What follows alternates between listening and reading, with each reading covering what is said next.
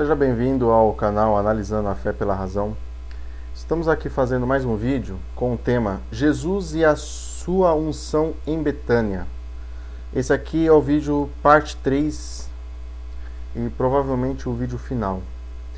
Essa história da unção de Jesus sendo ungido por uma mulher pecadora, como nós observamos na parte 1, que foi lido o texto de Marcos 14 e de Mateus 26, lá apresenta uma mulher indeterminada, ou seja, oculta, né? De certa forma, não se dá um nome. Os evangelhos de Mateus falam da unção de Jesus em Betânia há 2 dias da Páscoa, porém não dá nome à mulher e é apresentado as contradições entre o evangelho de Marcos e de Mateus no mesmo relato, certo? Depois, no vídeo 2, foi lido o texto do evangelho de Lucas, aonde fala também de Jesus sendo ungido em Betânia, porém não na casa de Simão leproso, conforme é relatado em Mateus 14, Marcos 14 e Mateus 26. E sim que Jesus estava na casa de repente reunido com Lázaro, Marta, Maria, né? E no caso é Maria que unge os pés de Jesus e não a cabeça, conforme a mulher oculta indeterminada de Mateus 26 e Marcos 14. Porém, a história da mulher pecadora, ela não se encontra nem em Mateus, nem em Marcos e nem em João, e sim em Lucas capítulo 7, do 36 ao 50. Então, ou seja, estamos fazendo nessa série de vídeos acerca da relação de Jesus e a unção, por ele ser ungido por uma mulher. Estou nesses 3 vídeos, no caso esse aqui é o 3º vídeo, destrinchando essas passagens com a Bíblia, tá? Não estou querendo tratar de sua fé. Você crê no que você quiser, na maneira que você quiser, quando você quiser, em quantidade que você quiser. Estamos destrinchando a Bíblia, certo? O livro sagrado dos cristãos, que a maioria dos cristãos, infelizmente, por preguiça, por desinteresse, não estudam, não questionam, não analisam. Aliás, nem entendem o seu livro. Incluindo até mesmo pastores, tá? Existem pastores ignorantes. Tem cara que me aluga um salão, coloca meia dúzia de cadeira de plástico, compra uma caixa de som, um microfone e sai falando groselha por aí. E tem gente que ainda ouve uns picareta desse. Então vamos lá. Aqui vamos destrinchar o texto da maneira que está sendo abordado. Sem visão espiritual, de forma hermenêutica. A maneira que está escrito. Sem interpretações espiritualizadas. Ok? Então vamos prosseguir aqui na leitura, Lucas 7, do 36 ao 50. Verso 36, e regou-lhe um dos fariseus que comesse com ele, e entrando em casa do fariseu, assentou-se à mesa. Verso 37, e eis que uma mulher da cidade, uma pecadora, sabendo que ele estava à mesa em casa do fariseu, levou um vaso de alabastro com unguento. Verso 38, e estando por detrás aos seus pés, chorando, começou a regar-lhe os pés com lágrimas, e enxugava-lhes com os cabelos da sua cabeça, e beijava-lhes os pés, e ungia-los com um unguento. Verso 39. Quando isto viu o fariseu que tinha convidado, falava consigo, dizendo, se este fora profeta, bem saberia quem e qual é a mulher que lhe tocou, pois é uma pecadora. Então não vou nem ler até o final agora, vou fazer primeiro uma análise aqui, ó. Trouxe os paralelos, tá, entre os evangelhos acerca desse tema, dessa história bem conhecida entre os cristãos, da unção de Jesus sendo ungido por uma mulher. A maioria dos cristãos conhece muito bem essa história, que Jesus foi ungido nos pés e teve foi a mulher que ungiu os pés de Jesus, ungiu e enxugou com os cabelos, enfim. Porém, uma coisa que poucos cristãos sabem, pela falta de observação profunda da Bíblia, do que realmente a Bíblia ensina, eles ouvem as pregações espiritualizadas dos seus pastores. Então, quando a maioria dos cristãos chega aqui no canal e de repente, nossa, que absurdo, que loucura, ele está falando absurdos da Bíblia, porque eu estou expondo a Bíblia sem capa, sem roupa, sem cobertura. Estou lendo de forma crua, de forma seca, destrinchando de forma racional. Na igreja não, na igreja, cada igreja, os pastores, no caso, que têm uma teologia, um curso de teologia, os pastores que têm um estudo, eles também espiritualizam, diferente dos pastores ignorantes que não têm instrução. Os pastores reformados, os padres, os caras que têm uma formação acadêmica e teológica, eles sabem das contradições bíblicas. Porém, eles não a expõem, porque senão as pessoas vão embora. Quem que vai ficar na igreja? Igreja vazia não dá dinheiro. Então, por isso que aqui nesse canal eu exponho da maneira que eu leio e que você pode ler. Agora, a sua visão espiritualizada, se você acha que Deus fala com você ou que Jesus te mostra, isso é coisa da sua cabeça, você não tem nem como mostrar. Por quê? Porque a Bíblia, ela é um livro feito por homens, tá? A igreja, o pastor, o cristianismo fala que ela é sagrada, mas ela é feita por homem. Inclusive, principalmente se tratando de Novo Testamento, que no caso os judeus, para os judeus, eles reconhecem um único testamento. Esse Novo Testamento, Evangelhos, Atos, cartas apostólicas, Apocalipse, quem reconhece isso como sagrado são os cristãos, não são os judeus. Tá? Os judeus, eles reconhecem Êxodo, Salmos, Samuel, Reis, Jonas, Isaías como válidos para os dias de hoje. Eles têm isso daí como testamento, não como Velho Testamento.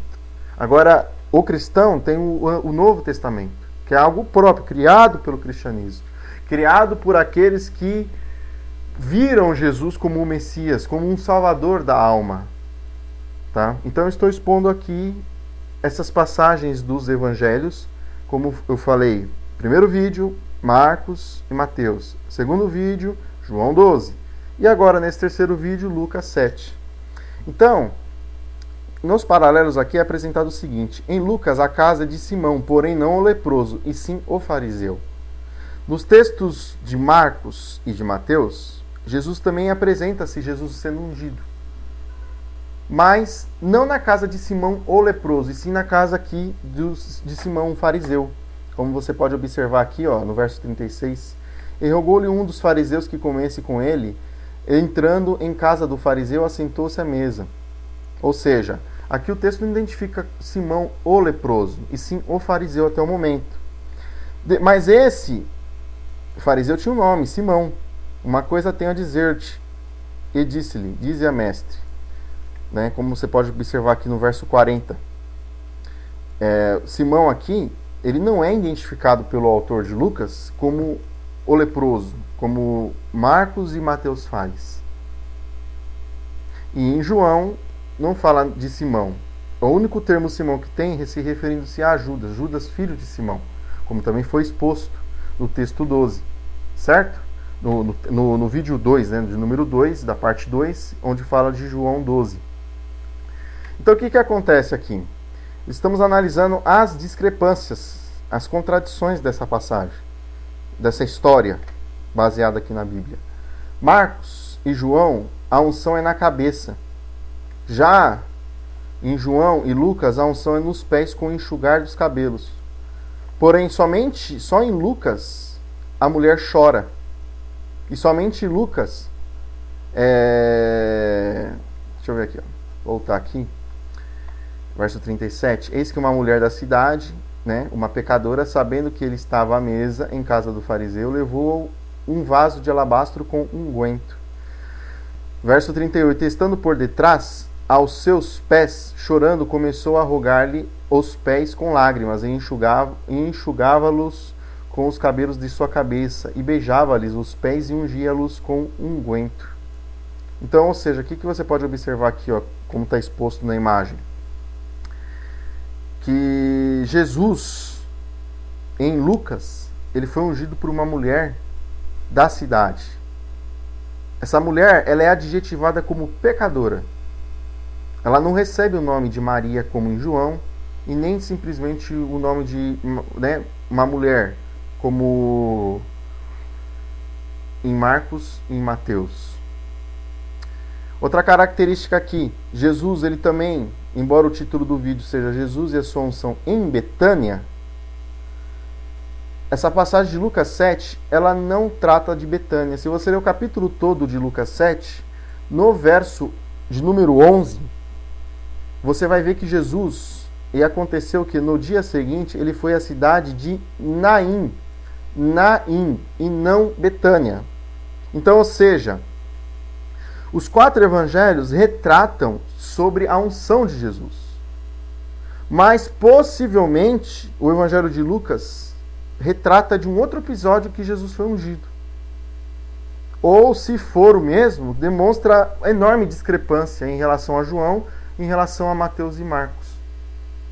Uma discrepância assim tremenda, que qualquer pessoa observando com calma, né, para concluir aqui, aí com ele iam muitos dos seus discípulos e uma grande multidão. Então, ou seja, depois desse verso 11 até o verso 50 de Lucas 7, que o capítulo 7 de Lucas, aqui pelo menos pela ACF, Almeida Corrigida Fiel, que é a versão que eu estou utilizando para a análise, expõe que depois do verso 11, Jesus ele permaneceu nessa cidade de Naim, e não em Betânia. E também o capítulo 7 todo de Lucas não faz referência alguma sobre a proximidade com a Páscoa. Então, ou seja, se você é apologeta, se você é cristão e quer demonstrar que não, um texto complementa o outro, sinto muito, mas infelizmente você está sendo falacioso. Você está tentando dar um sentido amplo e completo para o texto, o que de certa forma é impossível. Porque tudo indica que a unção de Jesus relatado em Lucas 7, como está exposto aqui, não é a mesma que aconteceu em Mateus e Marcos e também no Evangelho de João. Então o que acontece, meus queridos, meus amados? Você que está assistindo o vídeo, talvez de repente está se espantando. Poxa, eu comecei numa igreja agora, me sinto tão bem, sinto a presença de Jesus lá. Ou de repente você, não, eu estou cansado de igreja, de religião. Eu não tenho nem religião, eu sigo a Jesus. O que também é meio falacioso, você seguir o Jesus da Bíblia e falar que não segue religião, porque a ideia desse Jesus da Bíblia é um Jesus divino, um Jesus que morreu por pecados, um Jesus que multiplicou pães e peixes, transformou água em vinho, amaldiçoou uma figueira por não ter dado fruto fora de época, que ressuscitou e ascendeu aos céus como um helicóptero. Isso faz parte de religião. Se você considerar tudo isso, se você falar que segue a Jesus, mas não segue religião, então você realmente não segue religião, você reconhece que segue um conto de fadas, uma fábula, um mito, ou seja, algo que não existe.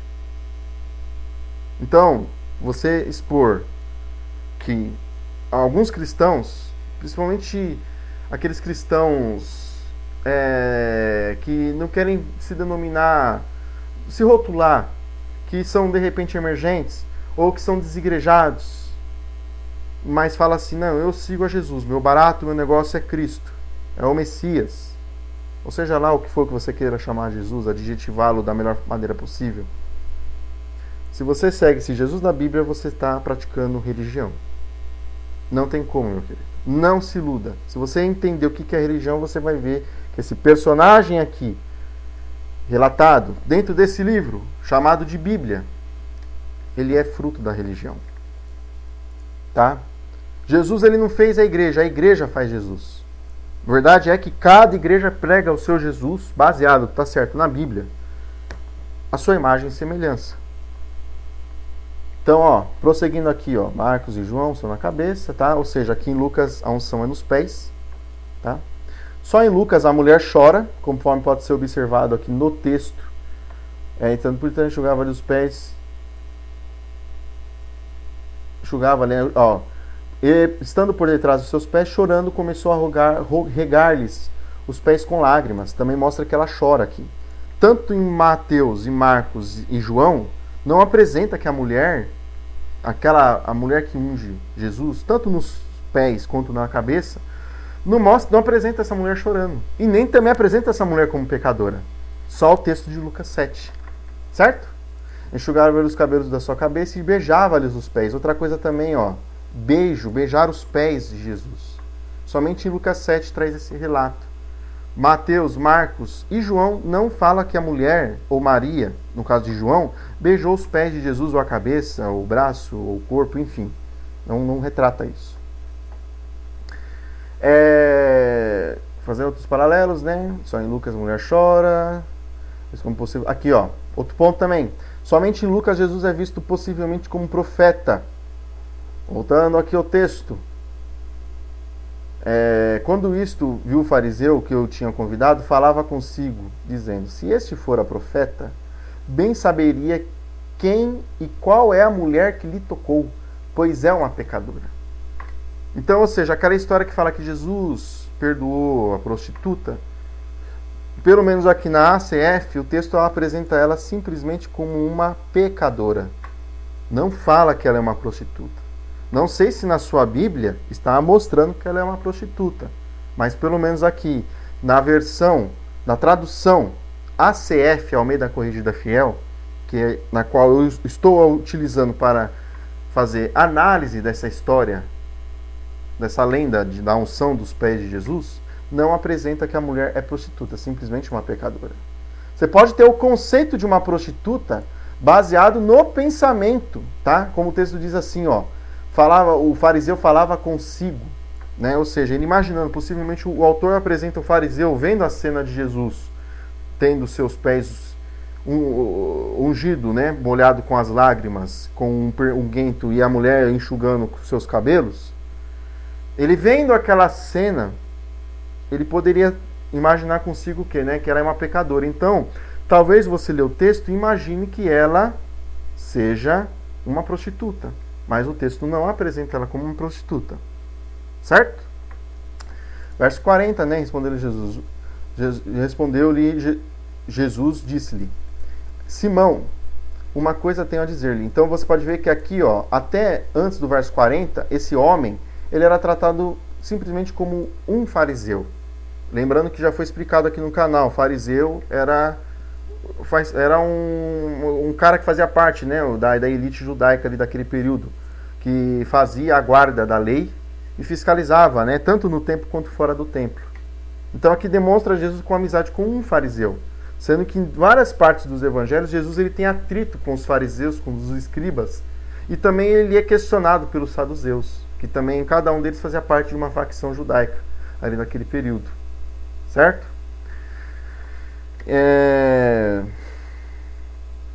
Então aqui, ó, respondeu Jesus, disse a Simão: uma coisa tenho a dizer-te. E ele disse: dize-a, mestre. Então aqui, vamos prosseguindo nossos paralelos, só em Lucas Jesus expõe a parábola do credor, ou seja, tanto em Mateus, Marcos e João, Jesus ele não expõe uma parábola, e também não apresenta Jesus sendo propriamente indagado, mas e sim apresenta que Jesus ele meio que adivinhou o pensamento desse fariseu, tá? Porque o texto fala que ele dizia consigo mesmo, reparando o fato lá da mulher estar prostrada perante Jesus. Então o texto apresenta que Jesus ele adivinhou o pensamento do fariseu, e a partir dali ele conta uma parábola, certo? Eu vou só ler aqui a parábola rapidinho. Verso 41. Um certo credor tinha 2 devedores. Um devia lhe 500 dinheiros e o outro 50. Verso 42. E não tendo eles com que pagar, perdoou-lhes a ambos. Disse: pois qual deles o amará mais? Então aqui Jesus ele pergunta, né? Falando que tinha 2 devedores que deviam um dinheiro. Traduzindo para os dias de hoje. Vamos supor que um cara estava devendo 50 reais e o outro estava devendo 500. E nenhum dos dois, tanto que devia 50 quanto que devia 500, não tinha condições de pagar essa dívida. E ambos foram perdoados pelo credor deles. Ou seja, para quem tanto um quanto o outro, tanto que devia 50 quanto que devia 500, foram perdoados a sua dívida, os seus valores que estavam sendo devidos.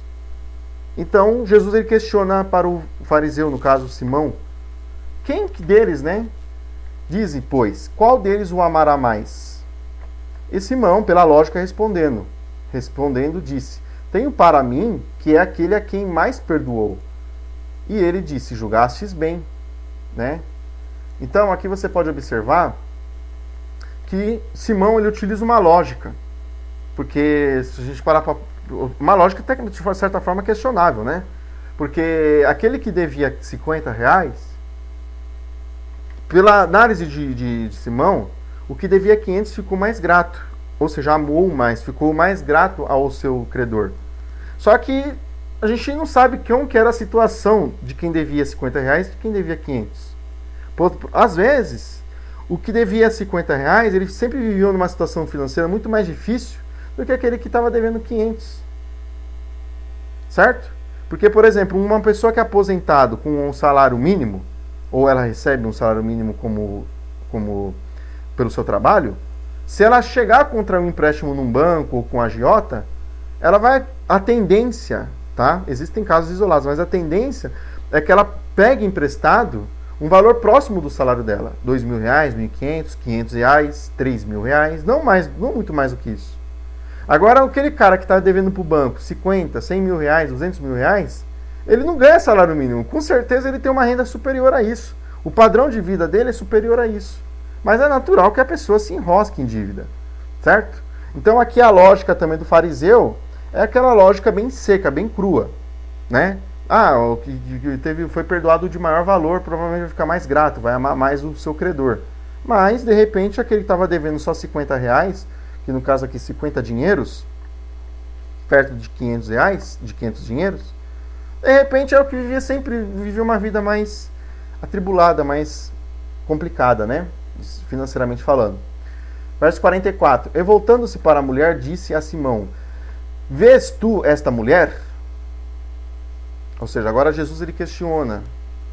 Ele, depois de expor a parábola para essa historinha dos devedores para Simão, o fariseu, ele volta a olhar para a mulher e questiona Simão, dizendo: entrei em tua casa e não me deste água para os pés, mas esta regou-me os pés com lágrimas e os enxugou com os cabelos de sua cabeça. Verso 45. Não me deste ósculo. Ósculo, para quem não sabe, é um cumprimento, é um beijo, tá? Por exemplo, é normal entre os judeus, nesse período, provavelmente, um ósculo. Pode ser em alguns lugares no selinho, um beijo na testa, um beijo no rosto. Aqui agora, ao certo, eu não vou saber falar para vocês que estão assistindo o vídeo se esse ósculo, esse beijo, esse cumprimento, ele era um selo labial, ou facial, ou na testa, tá? Mas, enfim, Jesus aqui podemos traduzir, entender que de repente não foi um cumprimento, né? Jesus não foi cumprimentado de acordo com o costume. Mas esta, desde que entrou, não tem cessado de me beijar os pés. Ou seja, como já foi exposto, né? Tanto a passagem da unção de Jesus em Marcos, Mateus, como em João, não apresenta Jesus tendo os pés beijados. Apesar que a unção nos pés só João relata. Mas em João, o texto não apresenta Maria beijando os pés de Jesus. Então, ou seja, a gente vê uma contradição aí. A visão do autor em Lucas é diferente da de João. Certo? Então, a maneira que o Espírito Santo usou João para escrever o Evangelho, usou Lucas de forma diferente. Não me ungistes a cabeça com óleo, mas esta ungiu-me os pés com unguento. Então, até aqui na questão do unguento, os 4 evangelhos não tem contradição. Tá? Por isso, te digo que os seus muitos pecados lhe são perdoados, porque muito amou, mas aquele a quem pouco é perdoado, pouco ama. Verso 48, disse-lhe a ela: os teus pecados te são perdoados. E os que estavam à mesa começaram a dizer entre si: quem é este que até perdoa pecados? Verso 50, e disse a mulher: a tua fé te salvou, vai-te em paz. Né? Então esse final aqui é até um final bonito. Os pastores, os padres, qualquer líder religioso cristão, eles vão gostar de expor essa passagem justamente porque apresenta Jesus ali como um bonzinho, perdoando pecados. Não, ela é pecadora, ela é uma pessoa que não é digna, mas eu perdoo ela porque ela apresentou reverência à pessoa de Jesus. Tá? Só que o que acontece? Lembrando também, né, já expus, né, acerca da... Deixa eu só ver se eu terminei de fazer os paralelos. Só em Lucas a mulher beija os pés de Jesus, somente em Lucas a mulher é tratada como pecadora, tá? Então você pode observar aqui nas imagens que eu exponho, que Jesus, aqui tanto nessa imagem aqui também, ele está rodeado por homens, tá? Ele está na casa de um fariseu. O texto não apresenta se esse fariseu ele era casado.